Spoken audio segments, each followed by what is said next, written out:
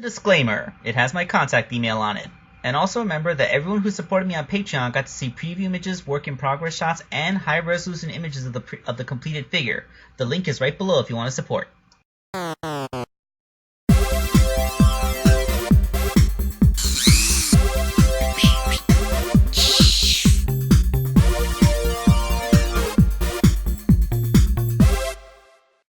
Hello there, my friends. This is Wake Angel 2001 coming at you with a commission for Rooman23.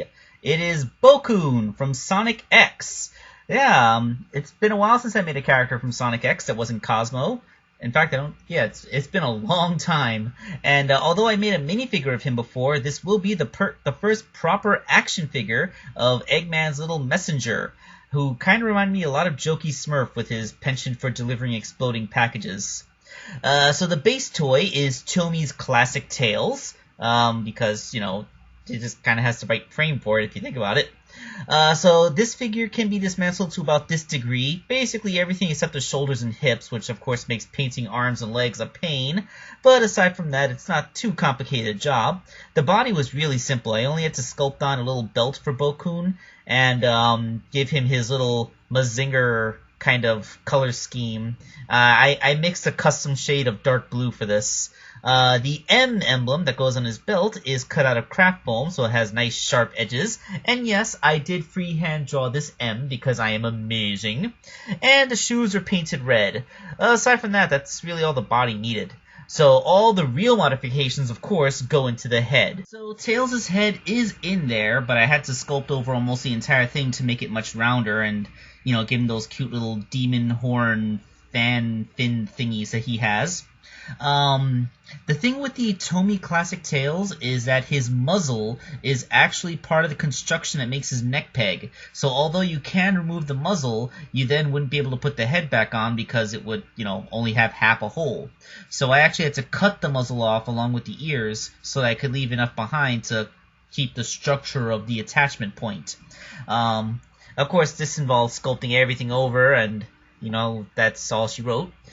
Paint job is, you know, basically put the inside of his mouth as that really light blue color, and his eyes are like, they're, you know, with the yellow sclera, the green inside. I always thought that Bokkun's eyes kind of look a little bit like spotlights, because, you know, he's a robot. He doesn't actually have eyes.